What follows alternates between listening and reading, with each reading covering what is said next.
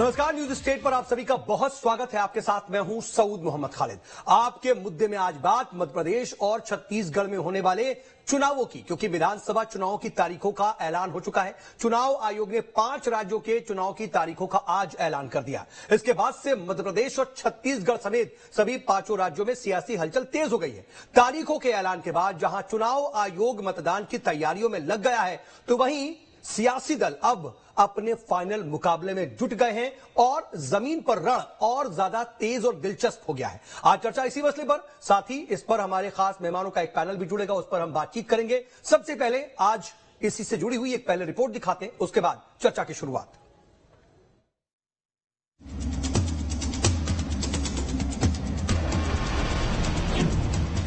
चुनाव की तारीखों का ऐलान, सज गया चुनावी मैदान। अब जनता के हाथ प्रत्याशियों का भाग्य।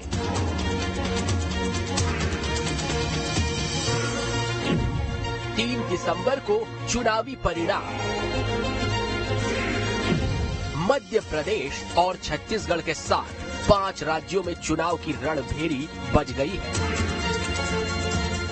चुनाव आयोग ने 5 प्रदेश में चुनाव की तारीखों का ऐलान कर दिया है। इन राज्यों में चुनावी प्रक्रिया 27 दिन चलेगी। मध्य प्रदेश में दिवाली के 5 दिन बाद यानी 17 नवंबर को मतदान होगा। प्रदेश की सभी 230 सीटों पर एक ही फेज में वोट डाले जाएंगे। इसके लिए 30 अक्टूबर तक नामांकन जमा होंगे। वहीं 2 नवंबर नाम वापसी का आखिरी दिन होगा। प्रदेश में 17 नवंबर को मतदान होंगे और 3 दिसंबर को मतगणना होगी और परिणाम जारी कर दिए जाएंगे। इधर छत्तीसगढ़ में 2 चरणों में चुनाव होंगे। पहले चरण में 20 सीटों पर वोटिंग होगी, जिसमें बस्तर की 12 और राजनांदगांव की 8 विधानसभा सीटें शामिल हैं। इसके लिए 20 अक्टूबर तक नामांकन जमा किए जाएंगे और 23 अक्टूबर तक नाम वापसी होगी। पहले चरण के लिए 7 नवंबर को मतदान होगा। वहीं 3 दिसंबर को मतगणना होगी और परिणाम जारी कर दिए जाएंगे। वहीं दूसरे चरण में प्रदेश की बाकी 70 सीटों पर मतदान होगा। इसके लिए 30 अक्टूबर तक नामांकन जमा किए जाएंगे और 2 नवंबर तक नाम वापसी होगी। दूसरे चरण के लिए 17 नवंबर को मतदान होंगे। 3 दिसंबर को मतगणना और रिजल्ट जारी किया जाएगा। चुनाव की तारीखों के ऐलान के बाद राजनीतिक पार्टियों ने भी कमर कस ली है। दोनों प्रदेशों के प्रमुख सियासी दल बीजेपी और कांग्रेस दोनों ही जीत का दावा कर रहे हैं। हम अपने कार्यकर्ताओं के साथ केंद्रीय नेतृत्व के मार्गदर्शन में चुनाव के मैदान में उतर चुके हैं। अपने कार्यकर्ताओं के साथ अपने अस्तित्व की संपूर्ण क्षमता झोंक के हम लोग काम करेंगे और निश्चित तौर पर भारतीय जनता पार्टी की सरकार बनाएंगे। चुनाव की तारीखों का ऐलान हो गया है और राजनीतिक पार्टियों ने भी कमर कस ली है। चुनाव आयोग ने भी तैयारियां पूरी कर ली है। ऐसे में सियासी दलों के भाग्य का फैसला अब जनता के पाले में आ गया है। देखना होगा 3 नवंबर को जनता किसको सत्ता सौंपेगी और किसको सत्ता से बाहर का रास्ता दिखाएगी। Team news state.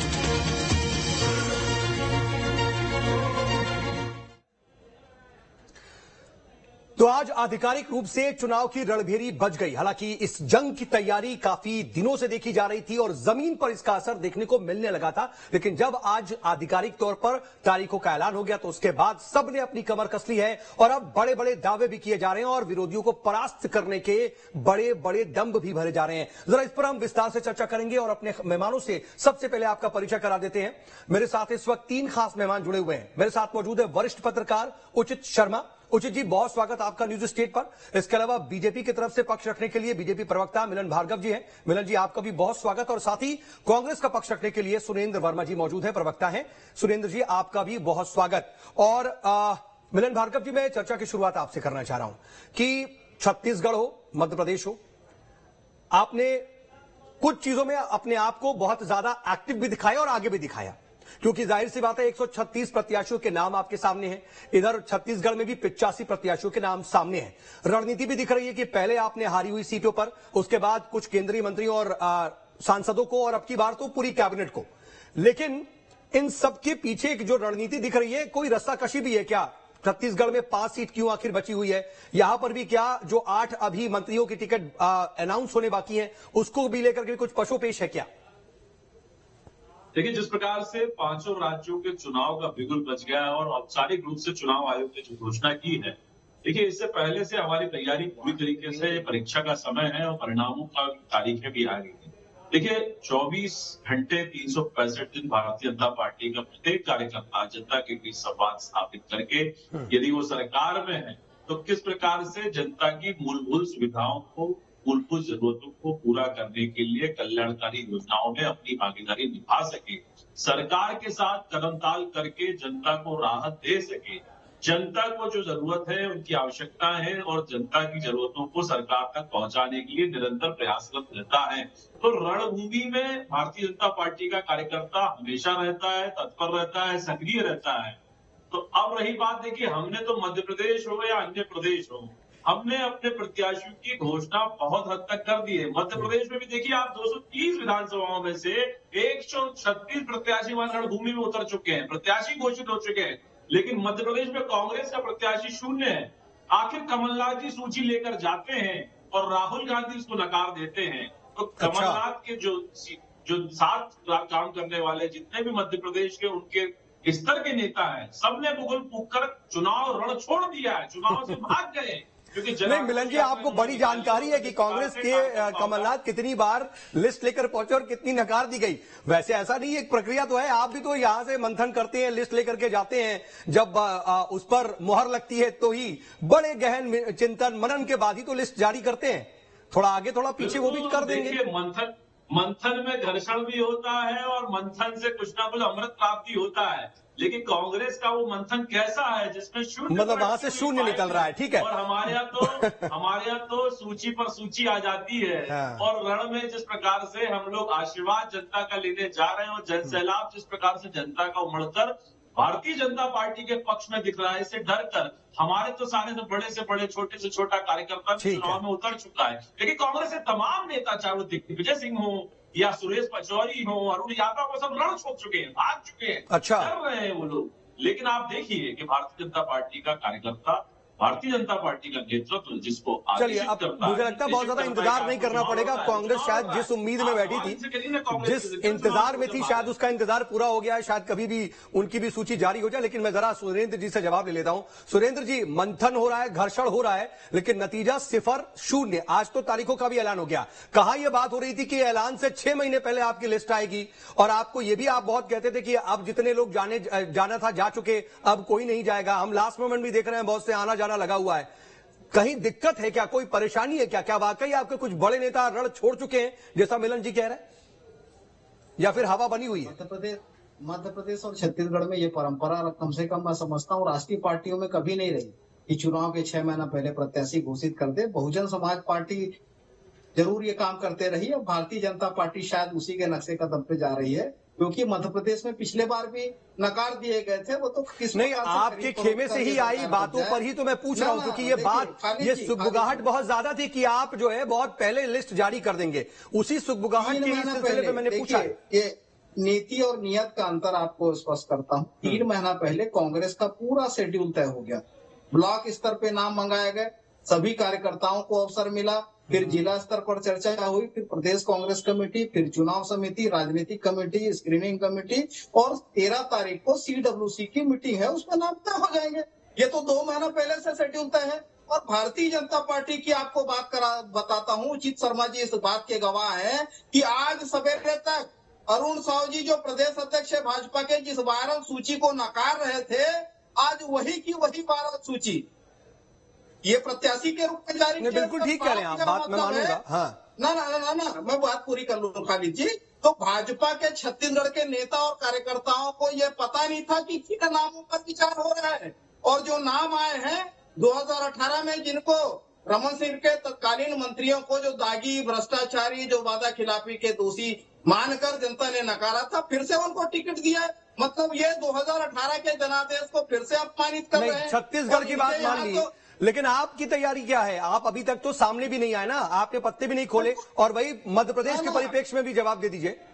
लगभग 70 मध्य प्रदेश में तो मिलन जी कह रहे हैं कि आपके बड़े नेता रण छोड़ के जा चुके, कमलनाथ जी जा रहे हैं, लेकर के लिस्ट नकार दिया जाता है दिल्ली में, ये आरोप लगा रहे हैं, उस पर तो जवाब दीजिए। खालिद जी, कहीं नकारने की बात नहीं है। भाजपा के नेता और कार्यकर्ताओं को इनका सिर्फ नेतृत्व नकार चुका है, इनसे तो पूछा तक नहीं जाता। नहीं, आप लोग बार बार कह रहे थे छत्तीसगढ़ में कि रमन सिंह को टिकट नहीं मिलेगा या कुछ ऐसा हो सकता है, उनको टिकट दिया गया। इधर बार बार ये कह रहे थे आप लोग कि मंत्रियों को टिकट कटेंगे, लेकिन मंत्रियों में से 73% मंत्रियों के आज टिकट आ गए।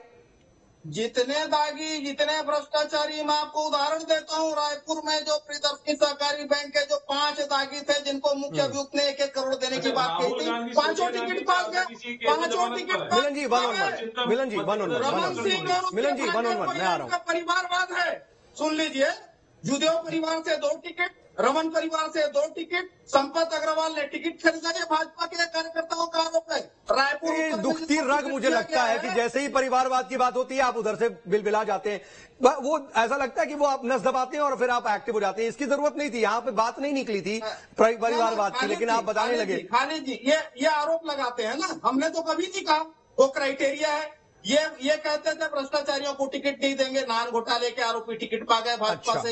नहीं ठीक है, चलिए टिकट पा गए। मैं मिलन जी से जब पूछ रहा हूँ, मैं कब्जा करने वाले आरोपी वो टिकट पा गए। सुरेंद्र जी, जब मैंने मिलन जी से पूछा तो अपने बारे में कम, आपके बारे में ज्यादा, और जब मैं आपसे पूछ रहा हूं तो उनके बारे में ज्यादा, आप अपने बारे में कम।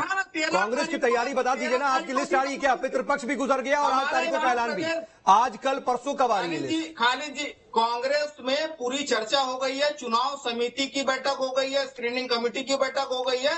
अच्छा, प्रत्याशियों को इशारा मिला कि नहीं सिर्फ 55 दिन में रिजल्ट आ जाएंगे, 40-45 दिन के अंदर जो है वो 13 इलेक्शन हो जाएगा। 13 तारीख को यह संभावना है कि 13 तारीख को सूची फाइनल हो जाएगी। थोड़ा लेट नहीं कर रहे हैं, पहले 1 महीने भी समय नहीं मिलेगा। पहले भी होते हैं, कोई भी राष्ट्रीय पार्टी मध्य प्रदेश छत्तीसगढ़ के मतलब कोई नई बात नहीं है, उनको मालूम है और अपना काम कर रहे हैं। लेकिन उचित जी, आप इसको कैसे देख रहे हैं? मध्य प्रदेश और छत्तीसगढ़ में कई बार ऐसी स्थिति भी देखने को मिली कि तू दाल दाल में पात पात, चुनावी वादे प्रति दावों की बात भी। लेकिन क्या वाकई चुनावी तैयारियों में बीजेपी थोड़ी मजबूत नजर आ रही है और सामने से जो कांग्रेस पीछे नजर आ रही है, क्या वाकई उतनी पीछे है कि अंदर अंदर बत्तख की तरह पैर चला रही है वो पानी के? तो जी देखिए, ये राजनीतिक पार्टियों के लिए सबसे चुनौतीपूर्ण वक्त जो होता है वो यही होता है कि चुनाव के 1 महीने 2 महीने पहले कि किसको टिकट दे और किसको नहीं दे।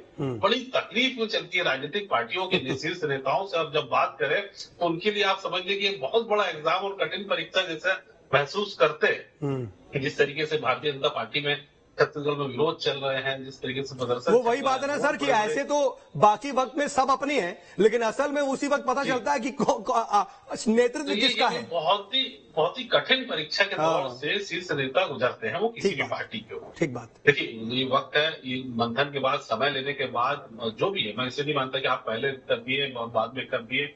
हम हिमाचल में भी देख चुके हैं, हम कर्नाटक में भी देख चुके हैं कि पहले घोषणा के बाद क्या होता था या क्या चीज हुई है, कांग्रेस ने क्यों नहीं किया। तो इसमें मंथन जो हो सकता था वो हो रहा है।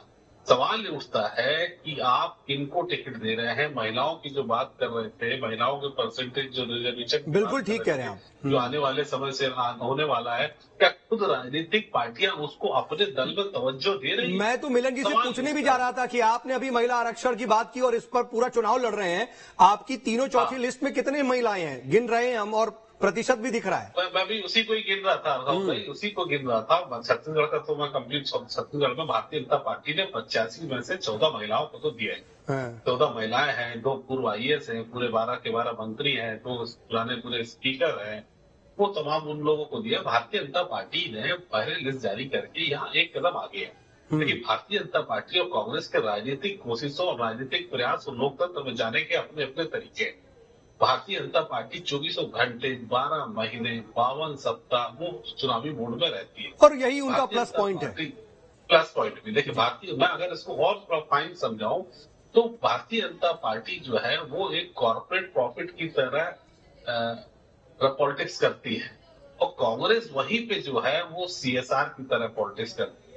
तो ये थोड़ा सा बेसिक फर्क है। नहीं, लेकिन सर एक बात बताइए, कांग्रेस वाकई क्या पिछड़ी हुई है या फिर अंदर खाने उसकी तैयारी इतनी पुख्ता है कि वो टक्कर देगी और लड़ाई लड़ रही है अच्छी? देखिए कद्दा खाने में मजबूत है। देखिए जिस तरीके से छत्तीसगढ़ के परिपेक्ष पे बात करूं मगर पहले शुरुआती दौर में, तो छत्तीसगढ़ में ऐसा नहीं कि इनकी चयन नहीं हुआ, इनकी सर्वे नहीं हुए या इनकी कोई लिस्टिंग तैयार नहीं हुई है। तमाम वो पैरामीटर पूरे पार कर लिए गए हैं जो टिकट देने के लिए जरूरी है। वो तमाम स्क्रीनिंग कर ली गई है, तमाम मीटिंगें और बैठकें हो चुकी हैं जो बहुत आवश्यक है। यही तो क्या मेरा ऑब्जर्वेशन सही है कि पितृपक्ष की एक बात तो कही जा रही थी लेकिन शायद तारीखों के ऐलान का इंतजार कर रही थी कांग्रेस? सऊद भाई मुख्यमंत्री टीएस बाबा ने कहा भी कि आपको ये लिस्ट 13 अभी आपने कहा कि पितर खत्म हो गया है, पितर खत्म नहीं हुआ अभी, वो 13 तारीख तक 14 तारीख तक, माफ कीजिएगा, अभी हाँ। तो वो आप लिस्ट जो है देख सकते हो। उप मुख्यमंत्री ने तो बोला भी कि ये आप 14 की कारण ये हो सकता है क्योंकि हिंदू रीति रिवाज को काफी मानते हैं सभी जगह पे, तो ये एक बड़ा रीजन हो सकता है। लेकिन इनके मैं नहीं कहूंगा कि कांग्रेस में बड़े स्लो गति से चल रहा है, उनमें मंथन नहीं हो रहा है। वो तमाम नियम और शर्तें वो पूरी की पूरी मानते हुए सर्वे सब कुछ हो चुका है, स्क्रीनिंग हो चुका है कि निश्चित तौर पर मुझे जो लगता है कि ये 13 या 14 तारीख को हमको आ जाएगी। कुल मिलाकर के आपका बहुत अहम ऑब्जर्वेशन है और ये बहुत अहम पॉइंट्स आपने रखे कि मुकाबला जो है वो कांटे का है दोनों ही जगहों पर। एक जगह पे सत्ता में वापसी की बात है बीजेपी के लिए और एक जगह पर सत्ता बचाए रखने की चुनौती है। लेकिन मिलन जी, हमने देखा आप कह रहे हैं कि आप थोड़ा सा आगे हैं, आपने तस्वीर साफ कर दी छत्तीसगढ़ में भी, मध्य प्रदेश में भी, लेकिन हमने ये भी देखा कि जो बात सुरेंद्र जी कह रहे हैं कि छत्तीसगढ़ में तो उसी लिस्ट को जो वायरल हुई थी डिनाई किया जा रहा था। हमने देखा यहां से प्रदेश बीजेपी कार्यालय तक घेराव कर रहे थे तमाम कार्यकर्ता, बहुत लोगों को पैराशूट उम्मीदवार और तमाम लोगों के विरोध में। अरुण साहब जी उस वक्त भी बोल रहे थे कि नहीं हम लिस्ट बदलेंगे, ये अभी उसको मानिए मत, लेकिन वही लिस्ट थी जो सामने हुई, आज उसी पर मोहर लगी। मध्य प्रदेश में भी सिर फुटअव्वल की भी स्थिति दिखी, बहुत से नाराजगियां, बहुत से अंदर खाने दिक्कतें। तो कहीं ऐसा तो नहीं कि इसकी वजह से आपसी जो विवाद है वो उठेगा और आपको थोड़ा नुकसान हो जाएगा ग्राउंड पर? देखिए रही बात सिर्फ फुटबॉल की, तो सिर्फ फुटबॉल की परिभाषा को थोड़ा समझना चाहिए। यदि कार्यकर्ता नहीं, मैं इस बात को भी मानता हूं कि आपकी पार्टी अनुशासन को देखती है, कैडर बेस्ड पार्टी है और आप अपने कार्यकर्ताओं को एक लाइन में लाके खड़ा भी कर देते हैं, ये भी आपकी एक खूबी है। लेकिन अंदर खाने नाराजगी तो है जिसका असर हो सकता है कि बाद में वोटिंग के वक्त दिखे।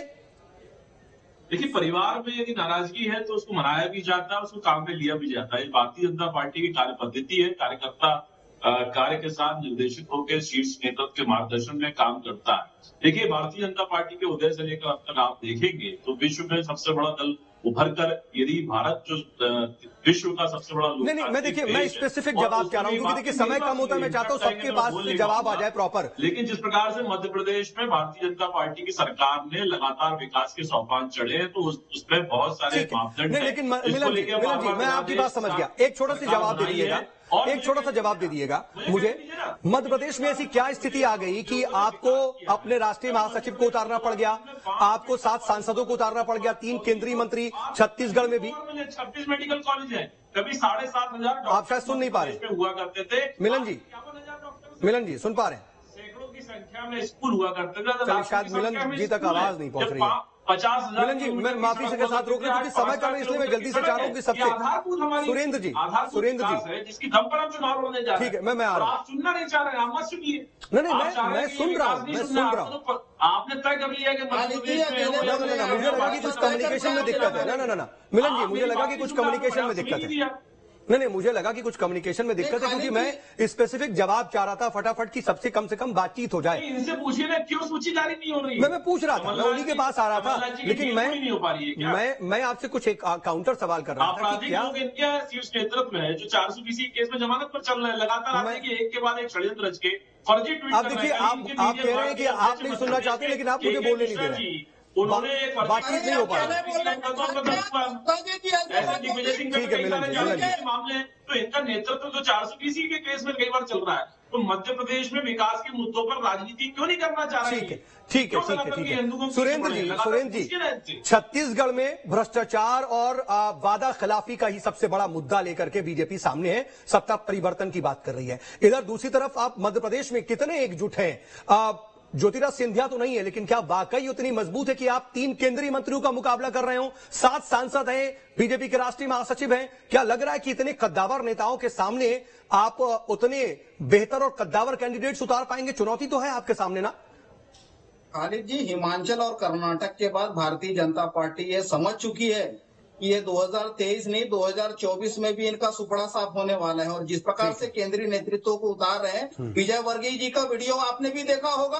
वही स्थिति छत्तीसगढ़ में है। एकलौती मंत्री रेणुका सिंह खुद को चुनाव लड़ा रहे हैं, दो राष्ट्रीय उपाध्यक्ष उनको लड़ा रहे हैं, 4 नहीं, लेकिन मिलन जी कह रहे हैं कि उनकी वो स्ट्रेटजी का एक अंश है। ठीक है, मैं आ रहा हूं आपके पास, लेकिन उचित जी के पास जाऊंगा क्योंकि मैं रोक रहा हूं, समय कम है इसलिए। उचित जी, मैं एक बहुत बुनियादी सवाल पूछना चाह रहा हूं कि आपने देखा होगा कि गाहे बगाहे मध्य प्रदेश में बड़ी बातें कही जा रही हैं कि बड़ा मुश्किल है इस बार का सफर बीजेपी के लिए। लग रहा है कि सत्ता बचाए रखना मुश्किल है, इसीलिए केंद्रीय मंत्री को उतारा गया। यहां तक कि जो नेतृत्व परिवर्तन की बात है वहां तक कही जा रही है, इसीलिए कहा जा रहा है कि तमाम दूसरे कद्दावर नेताओं को उतारा गया है कि चुनाव के बाद अगर नतीजे पक्ष में आते हैं तो उस हिसाब से सब किया जा सके, फैसला लिया जा सके। क्या वाकई आप देख रहे हैं, क्या आपका भी ऑब्जर्वेशन है कि बीजेपी के लिए राय मुश्किल है, या फिर सिर्फ ये एक आकलन भर है, जमीन पर रियलिटी नहीं है? कांग्रेस का माहौल है क्या? देखिए, उसके अलग अलग पहलुओं की भारतीय जनता पार्टी मध्य प्रदेश में अपने सबसे बड़े चेहरे उतारने की कोशिश है। 7 सांसद है, मंत्री है, सबको उतार रही है। दूसरे सऊद भाई, दूसरे पहलू में आप देखिए, जो केंद्र में नंबर 2, 3, 4 हो सकते थे, उनको निपटाने की कोशिश भी इसको मान सकते हैं। जाइए विधायक का चुनाव लड़िए, जीत गए तो ठीक है, नहीं तो आप ठीक है दूसरे तीसरे आप तो विधायक ही नहीं कैंडिडेट हो सकते हैं। हाँ, ये देखिए, तो ये भी एक चांस हो सकता है कि नीचे मध्य प्रदेश का मत सोचिए, निपटाने मध्य प्रदेश का नहीं, देखिए मिलन जी, मुझे मालूम है कि ये बात आपको थोड़ी असहज करेगी, लेकिन वो पत्रकार है, वो ऑब्जर्वेशन है, उनका आकलन है, ये एनालिसिस के लिए वो कम से कम स्वतंत्र है। मिलन जी, मैं विथ नो ऑफेंस कार्यकर्ता नहीं हूँ, माफी से चलता भारतीय जनता पार्टी का कार्यकर्ता नहीं हूँ। मुझे थोड़ा सा इनको समय समाप्त हो रहा है सर। उचित सर 30 सेकंड में अपनी बात पूरी कर सके। उचित जी, मिलन जी प्लीज इसको ऑफेंसिव मत कीजिए। ये भी है कि वो जीत सुरक्षित करने वाले कैंडिडेट को उतारा। भारतीय जनता पार्टी पिछली बार भी हारी हुई थी, बैकडोर से। ये एक बड़ी बात आप कह रहे हैं कि वहां पर सिक्योर कर लिया, बैकडोर से एग्जैक्टली वो सुनिश्चित करने के लिए उतार रही है। पिछली बार वो चुनाव हार चुकी थी। और देखिए, जाहिर सी बात है कि चुनाव जब लड़ा जाएगा ना, तो चुनाव जीतने के लिए लड़ा जाएगा। कोई पार्टी चुनाव हारने के लिए नहीं लड़ती है, और बीजेपी देखिए इसमें माहिर मानी जाती है। जिस तरीके से वो अपनी स्ट्रेटजी बनाती है, जिस तरीके से वो अपने पत्ते खोलती है, और जिस तरीके से वो अपने प्यादे या फिर पासे फेंकती है, वो फिर चकित कर देती है। और शायद इस वक्त चुनौती है कांग्रेस के सामने कि अब इन मंत्रियों के सामने और सांसदों के सामने किसको उतारा जाए कि हम जीत हासिल कर सके। माफी के साथ आप सभी को रोक रहा हूं, वक्त अब इजाजत नहीं दे रहा। आप हमारे साथ जुड़े इसके लिए आपका बहुत बहुत शुक्रिया। कुल मिलाकर के चुनावी रणभेरी बच चुकी है, और अब बस जंग जो है वो और ज्यादा भीषण होती जा रही है। देखना होगा कि 3 दिसंबर को नतीजे किसके पक्ष में जाते हैं। एक छोटा सा ब्रेक।